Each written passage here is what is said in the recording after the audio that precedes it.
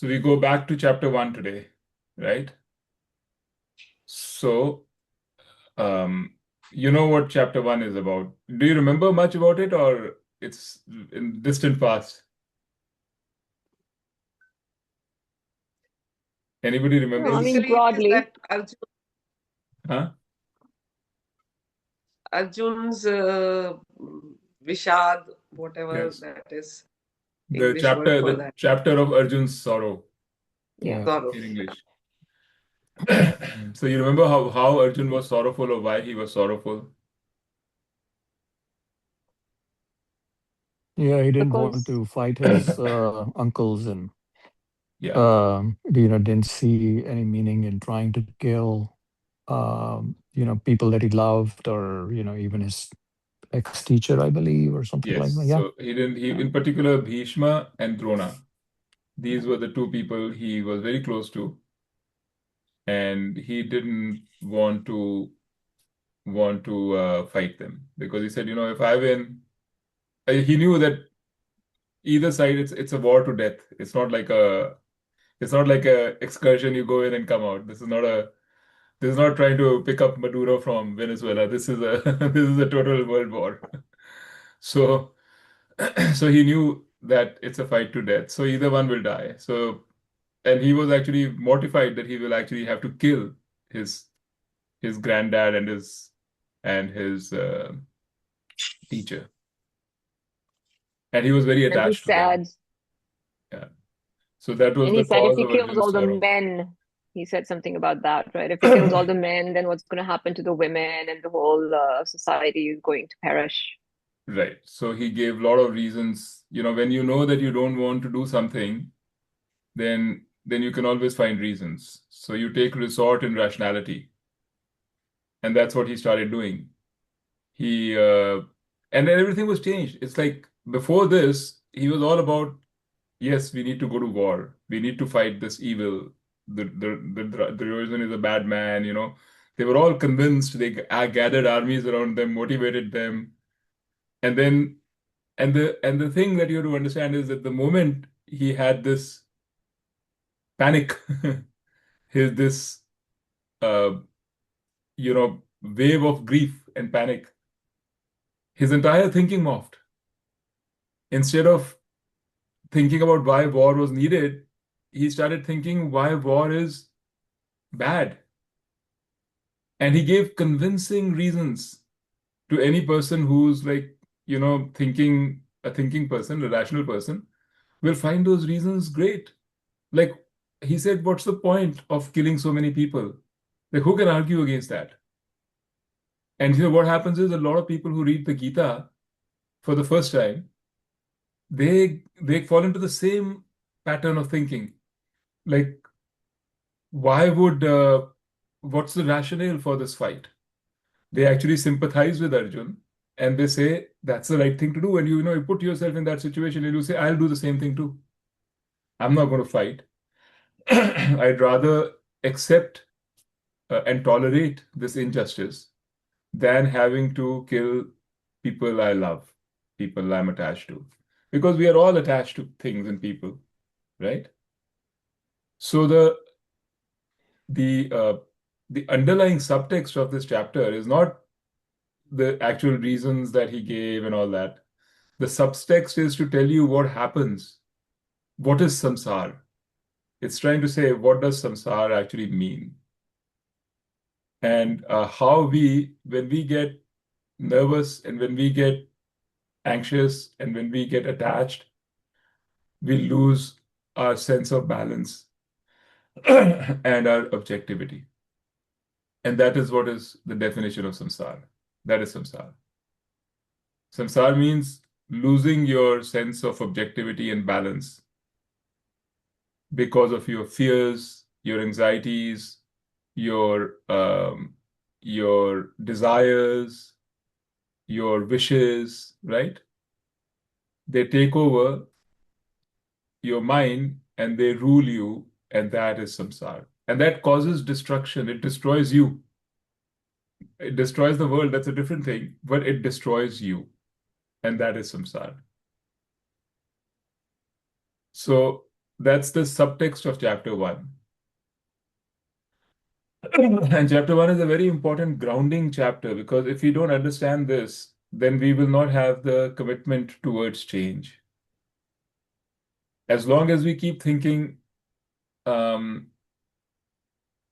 our attachments and say, yeah, I see why Arjun is right. This is what I would also do. This is what, this is basically thinking out of fear. When we think like this, as long as we keep thinking like this, we are never going to be properly committed to change. So, in a way, one thing to understand is to look at your own self and see, what is my view on this chapter? How do I think about this? Do I understand samsara? Have I lived enough Was in he this thinking life? out of fear? Sorry, was he thinking out of fear or attachment?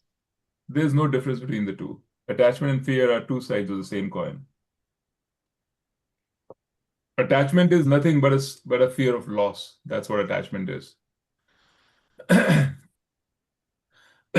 So when you have attachment and that prevents you from doing something, it's a fear of loss. Like it wasn't that he was attached to Dronacharya. He was afraid of losing Dronacharya. That's what it was at the end of the day. And he said, without him and without my guru, there is there's no fun in living.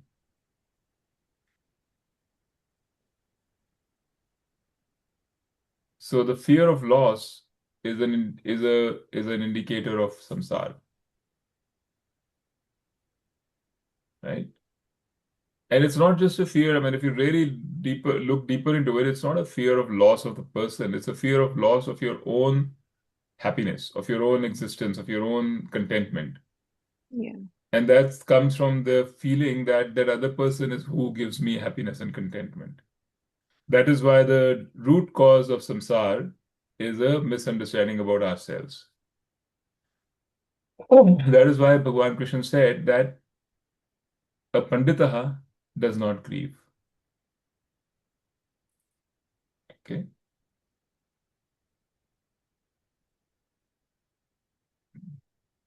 Does that make sense? Yeah. Rajiv and Sanjay and Mukta? I mean, to me, it makes sense, given that we have learned about this.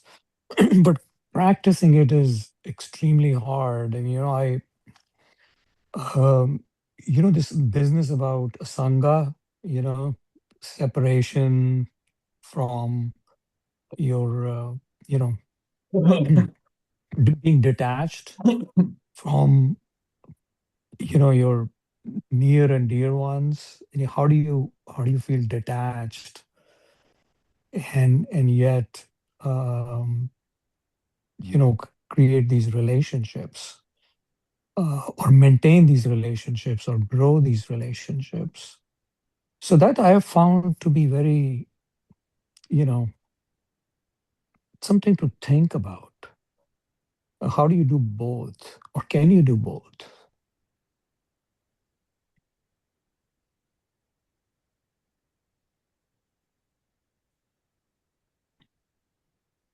I mean, maybe the question I would ask is it possible to grow a relationship without detachment?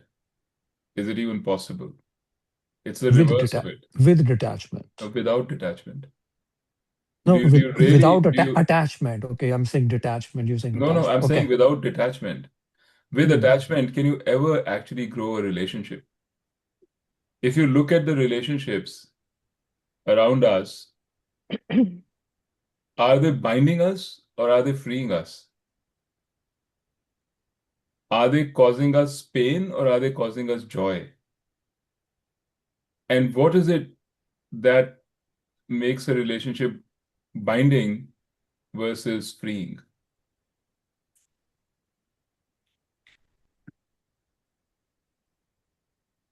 I mean, one way to think about samsara, which is kind of the way I like to think about it, is Samsara is patterns of bondage.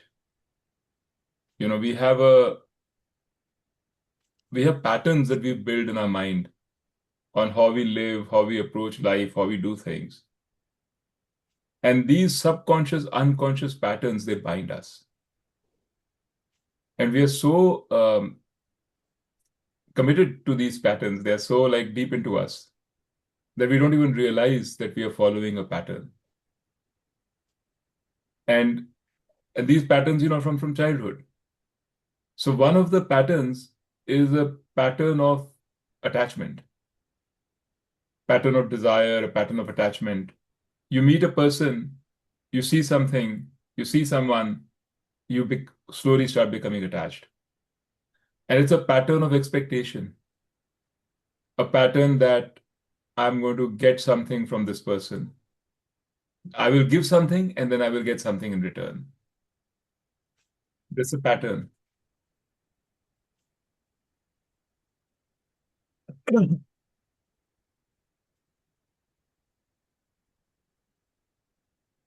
So even I think even for relationships, these are patterns we've got, which of I attachment. mean, the thing that I have a hard time understanding is how do you demonstrate love and affection for your loved ones, along with practicing detachment of these relationships? How does one do that? So hi Rachna. Hi, Dheeraj. Yeah. Sorry for joining a No, little late. it's okay. You know everybody here. I mean, I think you don't know Kiki. You know Kiki, my sister? Hi, Rachna. Uh, yeah, I have seen her on FB, yes. Oh, you okay on the videos. Yeah, yeah. And you know Rajiv then also, Sanjay's brother. We're all Yeah, Montfortians. yeah, yeah. Yeah, You go hi. ahead with your meeting. Yeah. Okay, good. And Rachna is a batchmate of ours. So Rachna, we were on chapter 1 of the Gita. We were just going through it and we were Yeah, talking please about proceed. Proceed. okay, we're talking about samsara because that's what the Yeah, chapter is about. It's about samsara. And samsara is about, you know, how we live in this world with attachment and that binds us. And other patterns of bondage, you know, yes, like desires. So, you know, I was just talking to Rajiv and yeah, he was discussing this. So Rajiv, yes. your question, Rajiv, was um like I think you were saying, how do you demonstrate love without attachment? Yeah. Uh, so you have to remain detached and yet be able to have these relationships which, you know, uh, your near ones and your loved ones. How do you do both of them together? Hmm. Um, I mean, I think the little I don't think we have to remain detached. It's not a matter of will, right? You cannot force yourself to be detached, can you? I think maybe that's the problem because you're thinking, I have to force myself to be detached, and and I can't do it because I'm attached. Is that well, what you're saying? mm, again, my understanding of being a sangha or detached means, uh, focus on your own self, right? No, you're not. And I don't think Vedanta is saying that you, Mhm. Sanjay, the ego, are a sangha. That's not what Vedanta is saying. It's not Kiki, me, Rachna. We are not a sangha. When we think of ourselves as an individual, we are not a sangha. We are attached. Mhm. I don't think there's any question or doubt about that. It's saying Atma is a sangha. It's saying that the underlying Atma or Brahman or whatever, which we truly are, is a Sangha. So when it's saying that we think, because we don't know Atma, we think this body is Atma. This Yeah. body and mind is Atma. And Atma is my sense of myself. And we know that this body and the mind is going to perish one day. It's going to go. And I'm incomplete. I don't have everything. I have needs, I have desires, and I need things and people around me to fulfill those desires. Therefore, I get attached to those people and things around me. That is a description of fact. And there's nothing you cannot argue against it. So as long as you're keeping on thinking that I am this body and mind, which is what you think, which we think, we will have desires and we will have all kinds of attachments and struggles. We will be in samsara. So Gita doesn't negate that. It doesn't say remain as a body and become a sangha. It doesn't say that. Mm. It says understand that you are not this body. You are Atma. The Atma is not something which is born and which dies. And the Atma is not a Sangha. So if you begin to see yourself as Atma, your fears will recede in this world slowly. So I think the effort is not to try and become a Sangha, because that is very difficult. And it's almost impossible. It's like, you're just causing stress within yourself. You'll just feel like a failure all the time. That's not the effort. The effort is to slowly understand that my reality is Atma. That is the effort.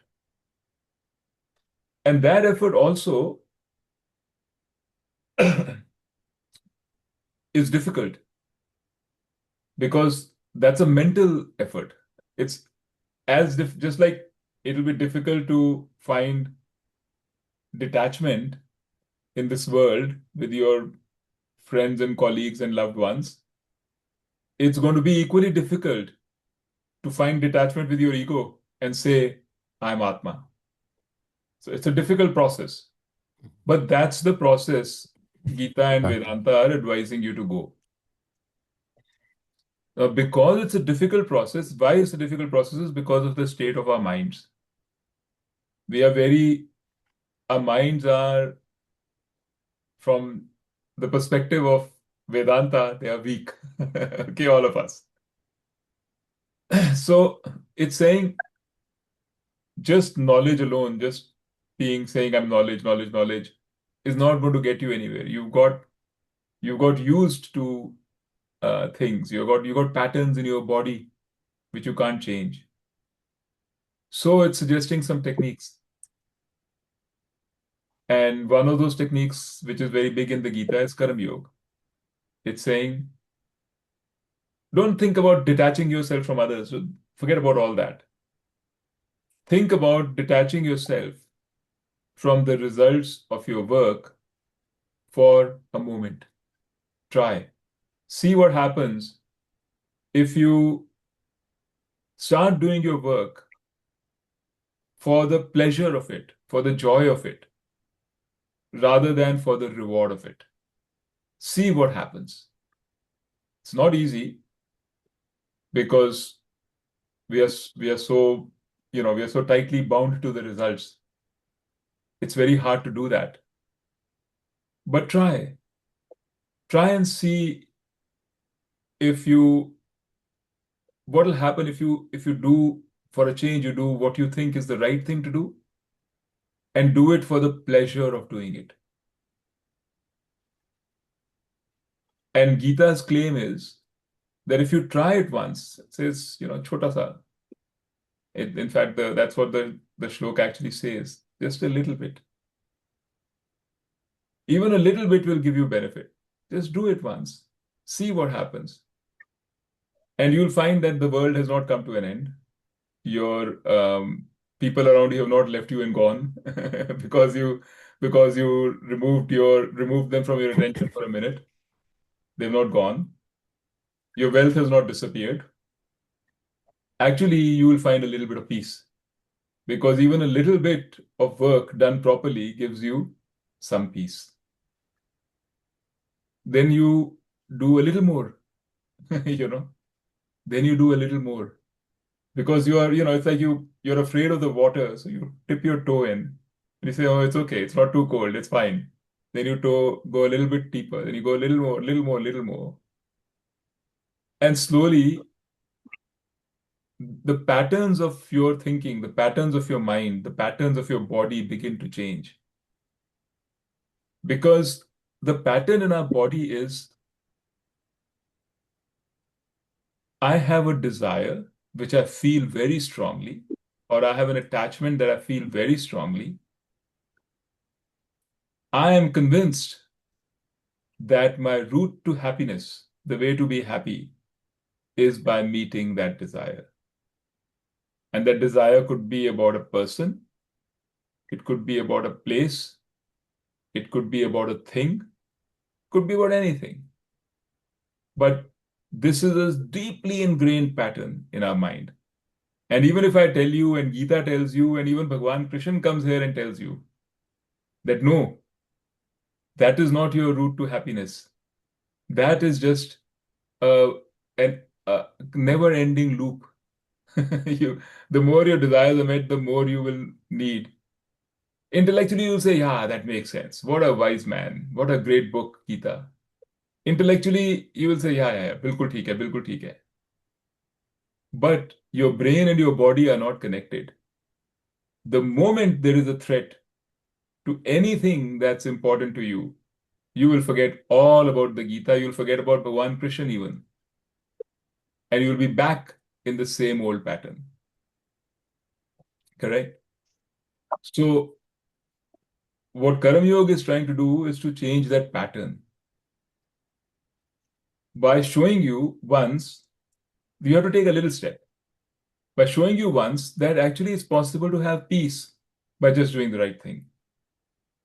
When you have a taste of that freedom, a taste of that freeze, a glimpse of freedom, that glimpse, that creates a bigger impact on you than all the knowledge in the world, on your body. That is real embodied knowledge. That I actually felt it. I felt good. That will encourage you to do more of it, more of it, more of it.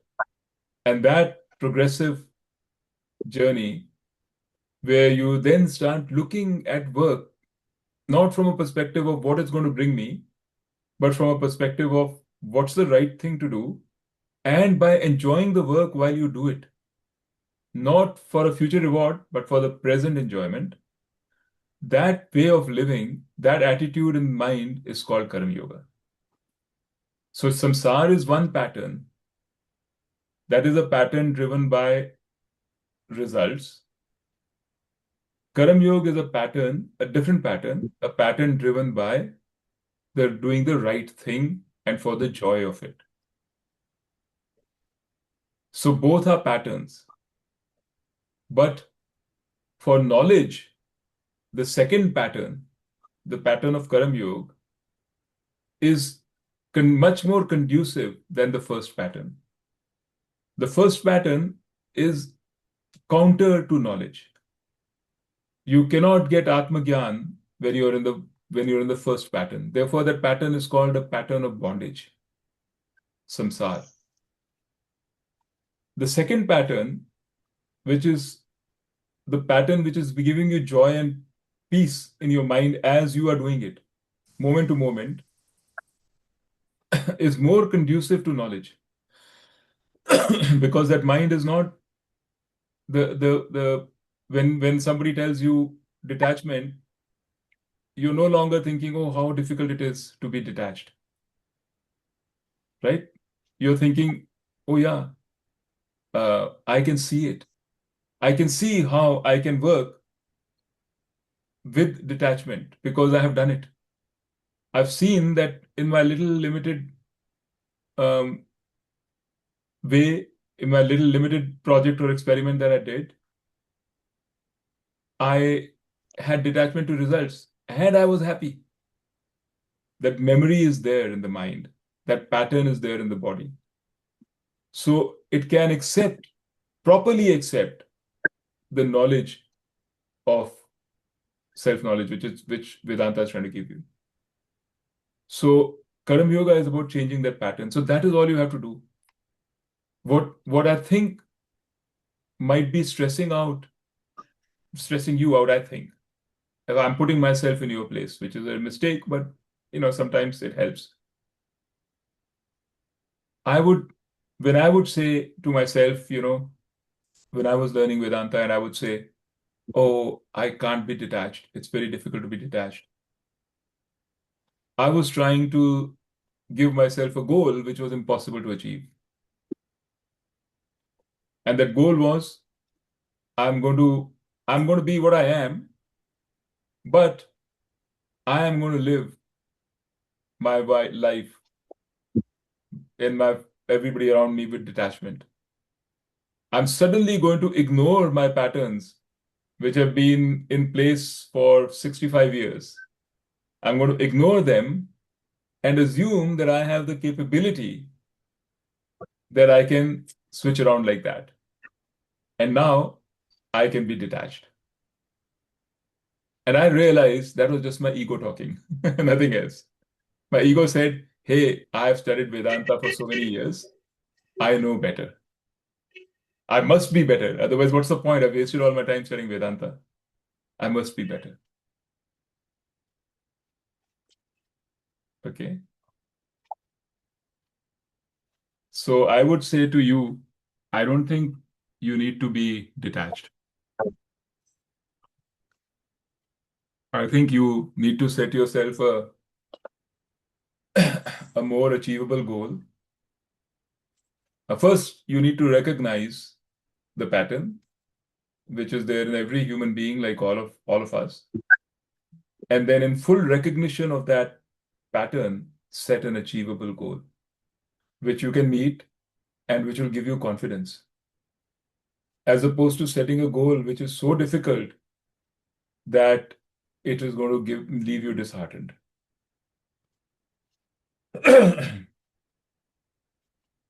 When we were studying Sanskrit, I still remember the young fellow who teaches us Sanskrit. So I study with him a couple of times a week. And he gave us, when we started Sanskrit, he told us write an essay because we had learned all the basic rules and grammar and everything. So we knew, and we were all gung-ho. So he said, write a simple essay of 5 sentences of what you do in a day. And we all tried to write all these complicated sentences, and instead of 5 sentences, we wrote 10 sentences. And he just crossed all. He said, you guys, you're crazy. He said, you've written all this, it's full of mistakes. Like you think you know Sanskrit, but you've just started. Okay, it's full of mistakes. My purpose of asking you to write an essay was to give you confidence that you can actually take some simple sentences and write 5 sentences. That should give you confidence. What you've done is attempted something which is so crazy and so full of mistakes that it's going to make you disheartened. He says, I'm afraid I don't want to even correct it because that was not my purpose. My purpose was to make you confident. And I realized how right that is. It was just our ego. We all felt, oh, no, I know Sanskrit. I know good. I am good. I'm a great student. Let me show you what I can do. It's the same thing here. We don't want to be great students. This is not about our egos. This is not about trying to feel that I'm special, that I know Vedanta. No, no. This is about opening your eyes and seeing reality and doing it slowly, step by step, so that we gain confidence and we become better. That's the chapter 2, which we will go through next time. Those are the first few verses of the Gita, where he said even just a little bit of Karam Yoga is going to be beneficial. You remember there was a verse like that. He said it for Yeah, this. yeah. He said, start with a little bit. It's okay. Start with a little bit.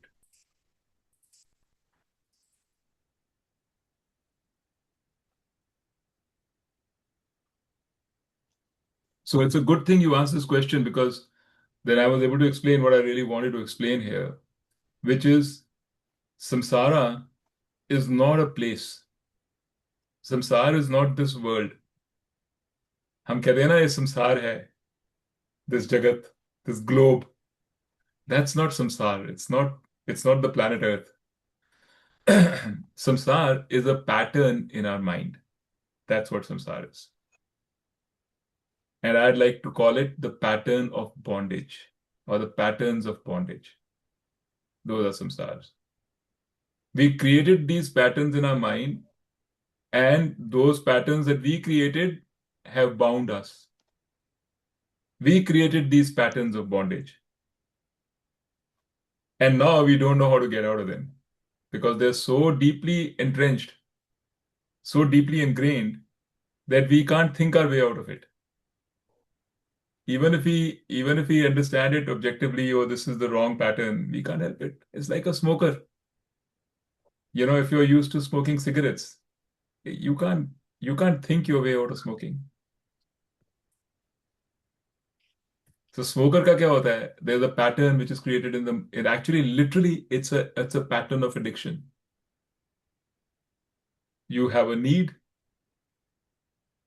I don't know, dopamine or whatever is fired when you even think about smoking. It gives you a brief moment of happiness and satisfaction, and that cycle is there. And then suddenly you have a deeper need. You need even more cigarettes, and then another hit, and then you're back again. And that is such a deep pattern then, that it becomes an addiction. There's nothing, it's like nothing you can do about it. And it has to be cured as a disease, as addiction. It has to be cured not by thinking. Thinking is a part of it. It has to be cured by practices. You have to understand, you have to think about it as something happening in your body, not in your thought process as such. Very intelligent people, great doctors even smoke because it's a bodily action. So samsara is like that. It's a disease. It's a pattern in our mind, and it has to be addressed at the body level, not just the mind level.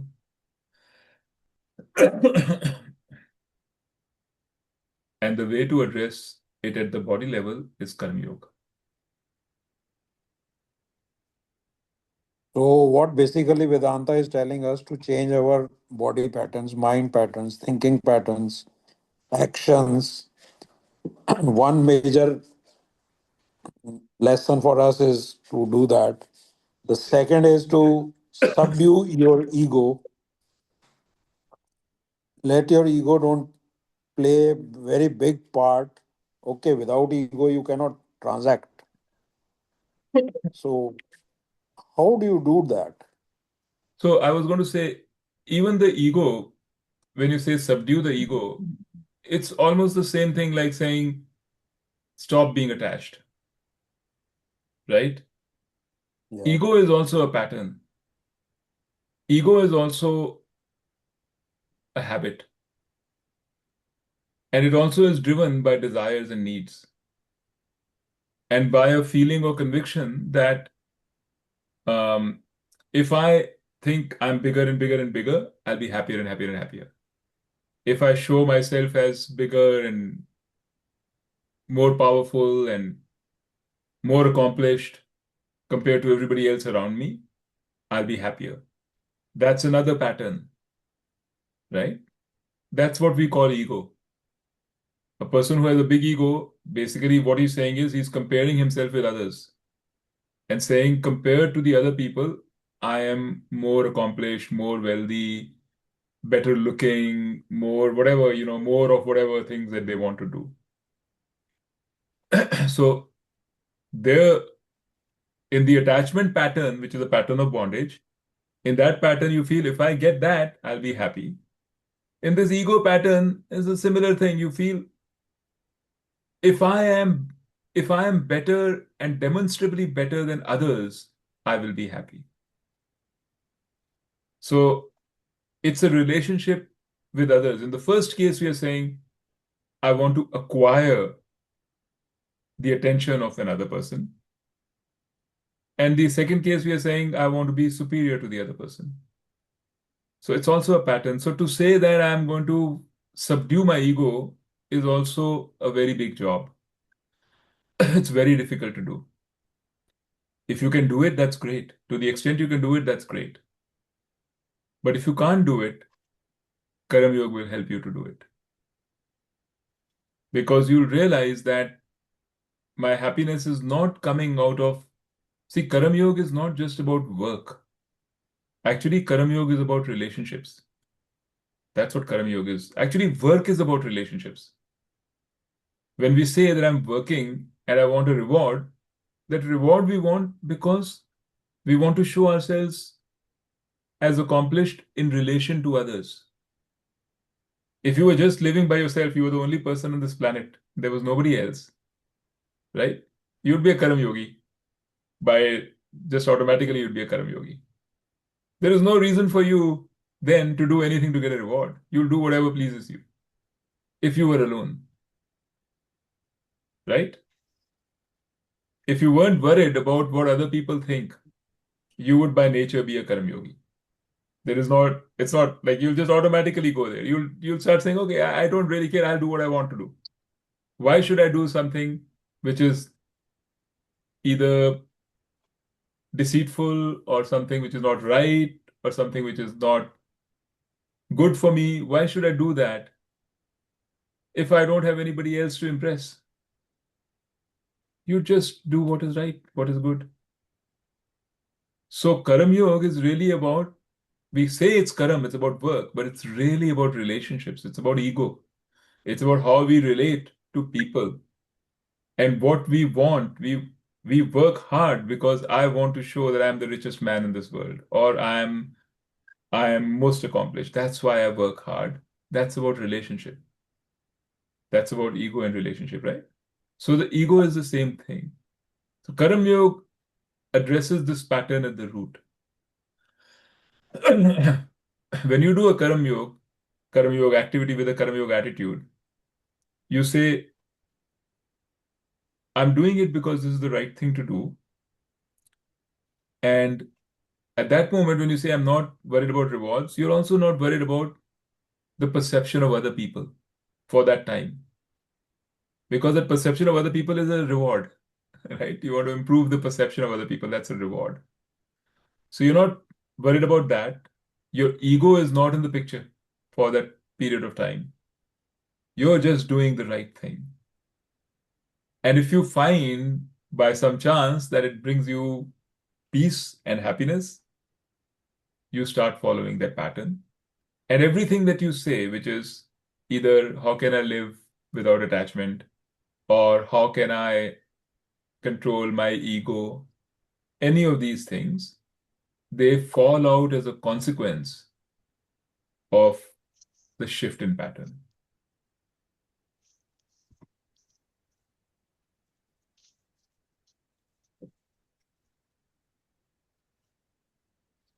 Sanjay, not convinced?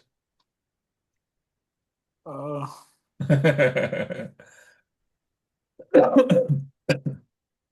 What What's the option, It Sanjay? is What else real. can you do? What's the option? Dheeraj, can What I else say can you do? something? Yeah. Yeah, sure. Go ahead, Rachna. Yeah, हाँ, धीरज, गीता में अगर ego किसी में है तो श्री कृष्ण में है, जो कहते हैं अहम ब्रह्मास्मि।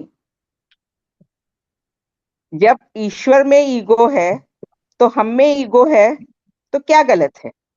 कोई गलत नहीं है। I mean, if you think नहीं, मेरा कहने का मतलब ये है कि बिना ईगो के सरवाइव करना मुश्किल है। ईगो को दूसरों पे नहीं लेना चाहिए, ईगो अपने लिए रखिए कि मुझे आगे जाना है, मुझे खुश रहना है, मुझे अच्छा रहना है और मुझे अपने रास्ते पे चलना है। दूसरा कहाँ जा रहा है उसको जाने दीजिए, yeah, but that is not आप ego अपने then, right? रास्ते पे चलिए। So आप कह रहे हो ईगो, नहीं, लेकिन आपका ईगो आप में है, वो दूसरों से की वजह से नहीं है, वो दूसरों की वजह। मैं अपना खुदा खुद हूं। no, that's right. अगर भगवान है तो वो अच्छे के लिए है, और अगर भगवान है तो वो बुरे के लिए। जब उसकी रजा के बिना पत्ता ही नहीं हिलता, तो आप सब कुछ अपने ऊपर क्यों लेना चाहते हैं? हमने ये कर दिया तो ये गलत हो गया, हमने ये किया था तो ये सही था। वो आपसे जो करा रहा है आप वो कर रहे हैं, चाहे आप अच्छा कर रहे हैं चाहे आप बुरा कर रहे हैं, क्योंकि अच्छे और बुरे की तो कोई डेफिनेशन है ही नहीं। But that's a very advanced stage that you're talking about. That is very true, and that's what Karma Yoga says. And we'll get there when we get to chapter 3. We'll talk about Ishwar and all of those. But those are difficult things to do. Maybe कुछ लोगों के लिए easier है, but जैसे संजय और राजीव बता रहे हैं कि it's not easy to do that. कि हम अ, बिना किसी सोच के, बिना किसी ऐसी अटैचमेंट के मैं सिर्फ अपना रास्ते पे चलूं, बिकॉज अगर इनमें ये डिबेट होती तो ये यहां ही नहीं होते। ये डिबेट ही नहीं है इनके अंदर। ये यहां इसीलिए हैं क्योंकि ये चाहते हैं कि ये यहां हो। डिबेट ये नहीं है कि ये सही को ढूंढ रहे हैं या ये गलत को ढूंढ रहे हैं। नहीं अब आप दूसरों की डिबेट बात मत करो, बेसिकली, आप अपनी बात करो। ठीक है, सो संजय और बताइए। हाँ, आप वही मेरा मतलब है कि दूसरों के बारे में क्या डिबेट है क्या नहीं है उसके बारे में आप मत सोचो। Exactly, that is what I am correct. Saying, that is right what I right, am so saying. But मैं सो यू यहाँ हूँ, मैं यहाँ हूँ क्योंकि आज मैं चाहती थी कि मैं यहाँ हूँ, राइट, और दैट्स गुड। ईश्वर चाहता था कि मैं यहाँ हूँ। बिल्कुल ठीक है, ईगो आई मीन की देयर इज नो प्रॉब्लम तो डिनाइंग इट। ईगो की प्रॉब्लम तो तब होती अगर मैं ये सोचती कि धीरज को क्या आता है जो मैं यहाँ हूँ। नहीं नहीं, आप कह रहे हो कि आप में ईगो नहीं है। you're showing your way नहीं, of मेरे में ईगो है, मैं कह रही हूँ मेरे में ईगो है, एंड अच्छा। I am happy with that ego. Okay that's good. मैं तो ये कह रही हूँ कि मेरे में ईगो है, और ईगो होना बहुत, मैं तो ये मानती हूँ कि ईगो होना बहुत जरूरी है, या क्योंकि अगर आप में ईगो ही नहीं है तो आप ईश्वर को फॉलो ही नहीं कर रहे। no, that's true. I agree with you. No, I don't think anybody is denying that ego is a necessary thing in life. ठीक है, बिल्कुल, there's no doubt. And also ईश्वर को फॉलो करने के लिए to begin with you need an ego. Even to do karma yoga you need an ego, right? Because you need to know I am the one who's doing karma yoga. I completely agree with you. There's no question there.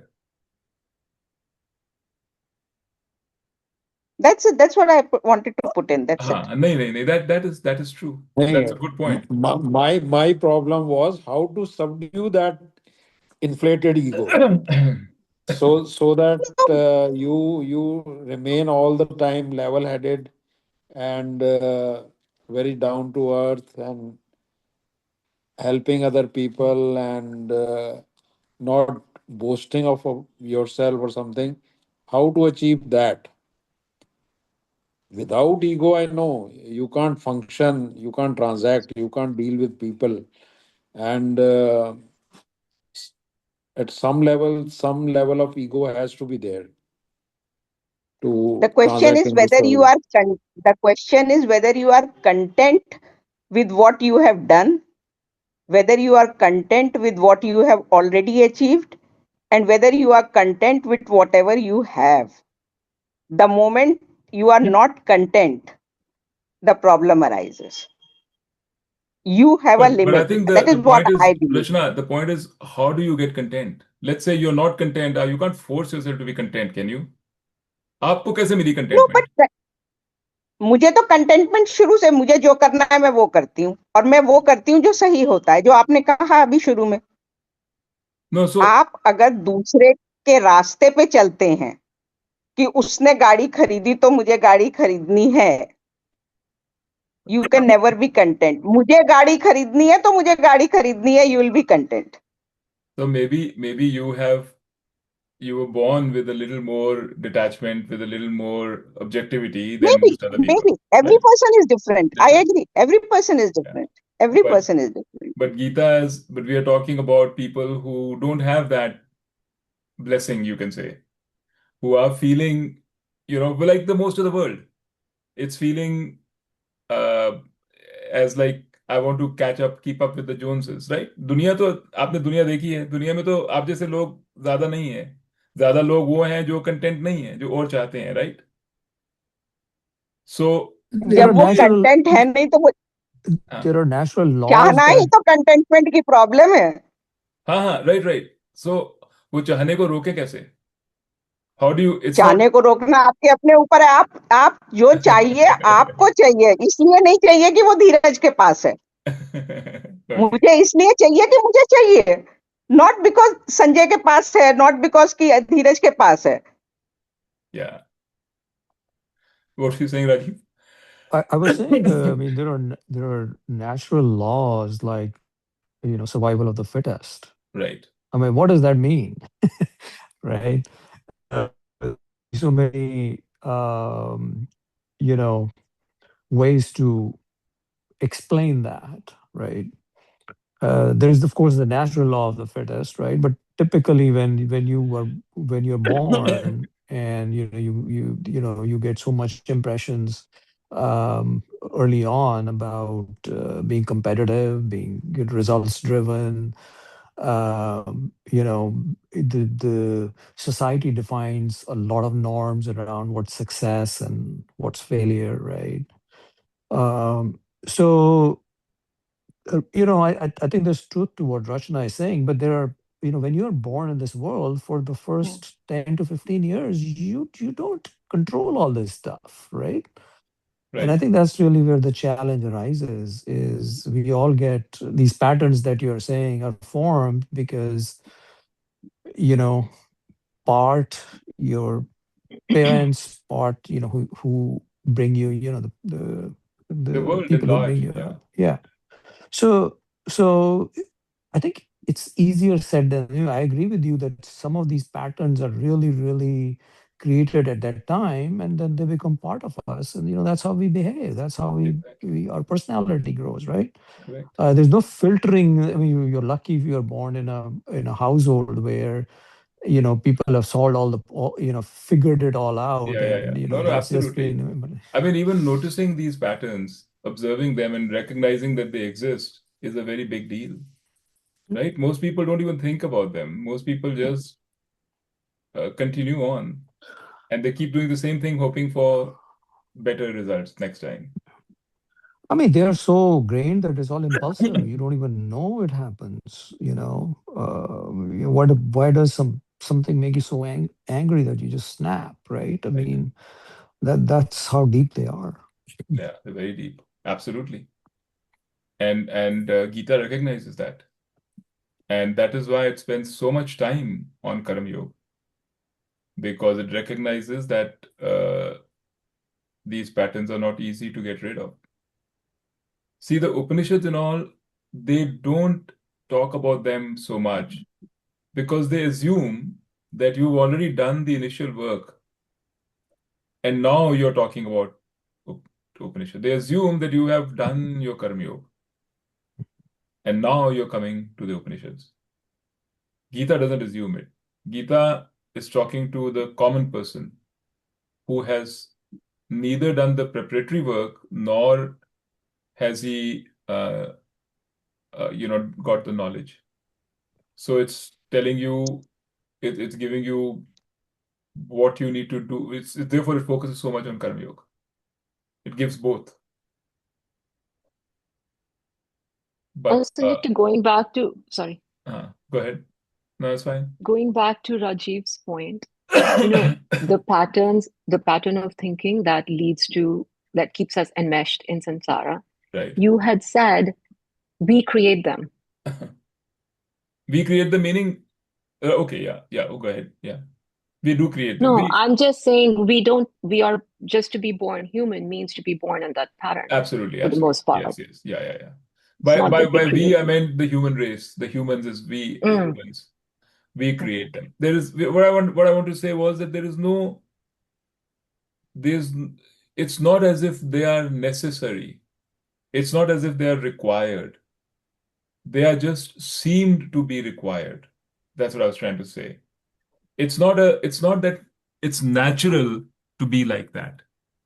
See, and this is an important point because right now we think that this is the natural way to act. It's natural that we are, we have these patterns, we have these things. It's natural. What Gita is saying, and they call it also Sahaj Samadhi.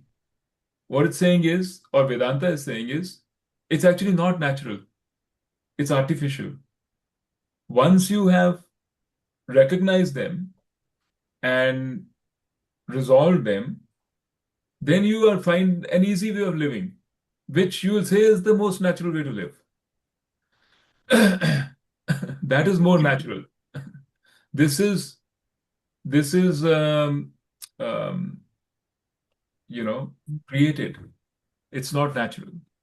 I mean, I keep going back to this. Like, imagine if you were alone in this world, right?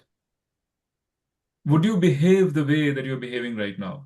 A lot of our behavior is driven by the fact that we are in society, and society has expectations from us, and we have expectations from society.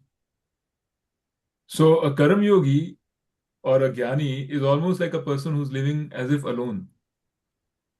He's saying, I'm living in society as if alone, meaning in other words, I don't need people around me to make me happy. They give me happiness, that's great. But I don't want to change them. I don't want them to be different. I have If my son, for example, like you were saying, Rajiv, let's say it's your son, and your son is doing something which seems crazy to you, which seems like what the hell, right? You might you can still, just like anybody else you'll help, you can still help that person, but you are going to do it from a place of calmness versus from a place of fear and anxiety. That is the difference.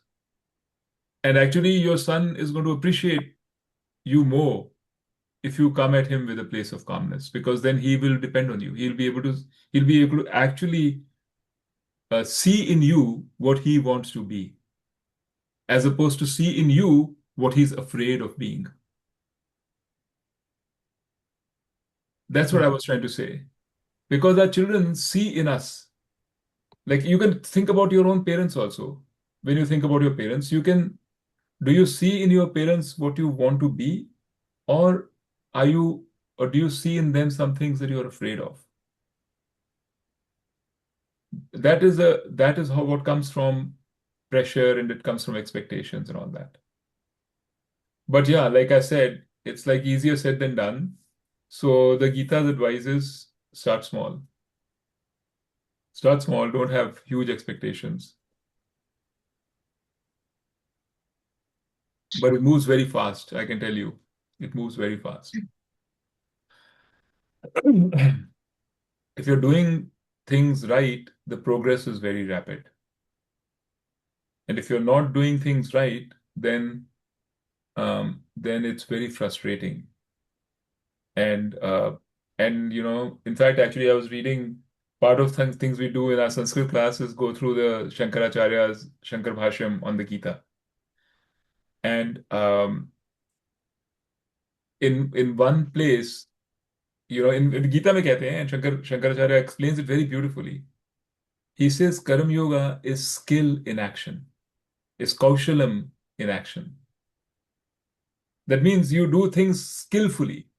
It's not that you're using a lot of willpower or you're using a lot of strength and, I'll get it done. It's you're using skill. It's a skillful way of behaving. And the skill is that the same actions, the same things which bind you all the time, the same attachments, the same relationships which bind you, suddenly become a means of freedom for you. That's the skill. The same things, and that when you do karam like that, that's called karam yoga. It's a skill in action.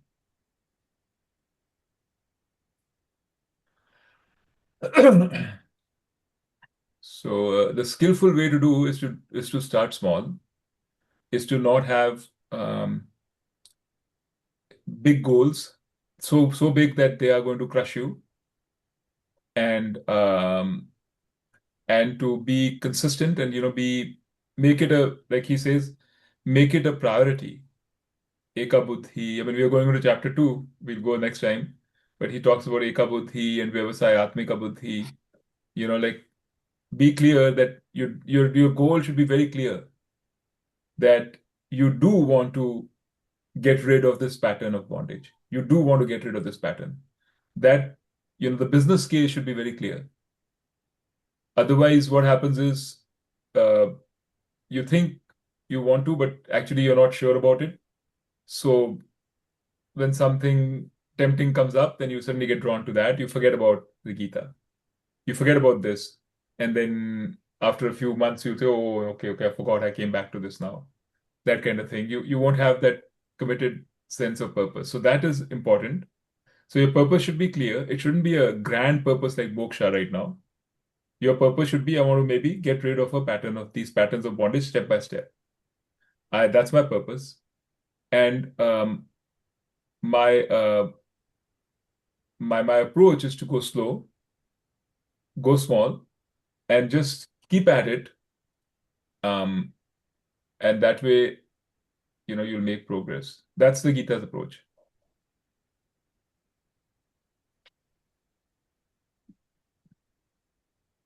Same thing about ego, जो संजय बोल रहा था. Sanjay, I'm sorry. What did you have more to say about this? Are you understanding, or you have something at add? No, nothing to add. Just there's a lot of thought process into it and how to achieve that and how to go about it. That's a bit confusing, but you have to keep on trying. But I Like you said, feel like like you have, in particular, you've been very consistent and focused on this. I think you've yeah, I never have been said, trying. Yeah, I don't think you ever said, I want moksha or anything like that. You're saying, I want no, control over my behavior. I don't want to lose my temper. I don't want to. You made I think your goals have been pretty clear. yeah, it's clear. It's stepwise, and I'm trying to achieve things, trying to see the results also Yeah, by what as you you go said, by along. changing the thought patterns. Yeah, Yes. Yeah. your reaction patterns, basically Yes. the reaction patterns when you are in Yes. tough situations. Yeah. Changing them slowly, So and 1 in 10 times you'll succeed. 9 in 10 times you might fail. That's okay. yeah. Yeah. Sorry. So that's the learning curve I think we all have been going through, trying to Yeah. change ourselves, basically trying to change the thought process Yeah. and your reactions. Right. Okay. I think हमारा time तो हो गया है. But Hmm. Rachna, I'm sorry. We didn't get a chance to go deeper into what you're saying, but No, Dheeraj, it's no, perfectly fine. no. It's perfect. No. There's no. I was going to say that what you're saying is a little more advanced. And in chapter 2 and chapter 3, we are actually going to cover just that. The point that you were making about सब कुछ ईश्वर का ही तो दिया हुआ है. So why should I feel responsible is the heart of chapter 3 of the Gita. Because there it talks about what Ishwar is, and you have to say the reality is that everything is given. जो सब कुछ है ये तुमको, even this intelligence which we may be very proud of, or this commitment, it's all given. ये सब ईश्वर की then है. It's all, right? yeah. So I was just saying that this is a little. We'll get there in 2 weeks. It's perfectly fine, Dhiraj. Please, it's perfect. मुझे सिर्फ एक अगर lighter note पे एक क्वेश्चन पूछना हो without hurting anybody, why does everybody want to come into all this after the age of 60? ये तो that's a good question. Lighter note पे नोट ये संजय जी हो, रचना, जो पता भी है है मेरा इस मीटिंग में, यही रिग्रेट रहा है कि why didn't we enter at the age of 25 or 30, or when we were in school, why were we not introduced to all these concepts? We have lost a lot of time. ये नहीं हमेशा मेरा Sanjay lighter note पे बात हो रही है, introduce हाँ, कौन लाइटर करेगा? है, आप अपने आप क्यों नहीं इंट्रोड्यूस हुए? आज अगर आप इंट्रोड्यूस हो सकते हैं तो 25 साल पे क्यों नहीं हुए? हाँ, maybe because you are not mentally prepared, or नहीं, introduction बिकॉज हुई भी होगी. उस समय आप जो चाहते थे आपने वो किया, वो उस किया, समय बिल्कुल. आपको जो चाहिए था आपने वो किया, और आज आपको खुश होना चाहिए कि आपने उस समय वो किया. नहीं, वो इंस्टेड तो ऑफ खुश हैं. थिंकिंग, ये तो आप रचना जी, आप लाइटर नोट से डीपर नोट पे चले गए हो. लाइटर नोट ही रहेगा वो. मैं हमेशा धीरज यही सोचती हूँ कि 60 के बाद क्यों सोचते हैं लोग कि हमको ये करना चाहिए. वो इसलिए सोचते हैं क्योंकि जो एक 25 पे थॉट प्रोसेस होता है, एक 35 पे, एक 45 पे, और 55 में वो सारे थॉट प्रोसेस जब आप कंप्लीट कर लेते हो, देन वो सोचते हो व्हाट नेक्स्ट. नहीं, वो तो वही वाली बात हुई.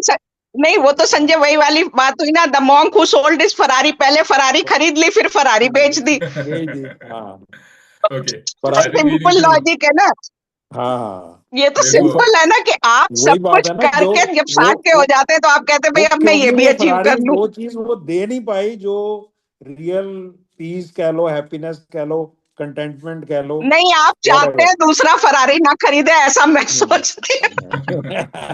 इसलिए आप ये प्रमोट करते हैं, I sold my the monk who sold his Ferrari. दूसरे ना खरीदे, इसलिए आप ये करते हो. ये मेरी सोच. दूसरों को तो कोई रोक नहीं सकता ना मैं रोक सकता हूँ, ना आप रोक सकते हो, कोई रोक नहीं सकता. कोई जनरल बात है, मैं एक बहुत लाइटर नोट पे ये कह रही हूँ. मैं हमेशा यही सोचती हूँ कि 60 साल पे आके लोग ये क्यों सोचते हैं, 60 से पहले क्यों नहीं सोचते. Rachna, I just realized I have to leave now. Okay. I can because the thing to do is मेरे को अपनी मम्मी को खाना देना है, breakfast. वो 9 बजे देना था मुझे, 9:10 मिनट हो गए हैं. So I better run and give it to her. No, please, that is more important. That is more important So we will than meet in 2 anything else. weeks. I mean, I can leave this on if you guys want to talk. No, fine. Are you sure? Fine. Fine. We'll talk when you are there. All right. चलो ठीक है फिर. Bye. Bye, guys. चलो, good night to all those who are in India and good morning to Dheeraj you again. Okay. See you in 2 weeks.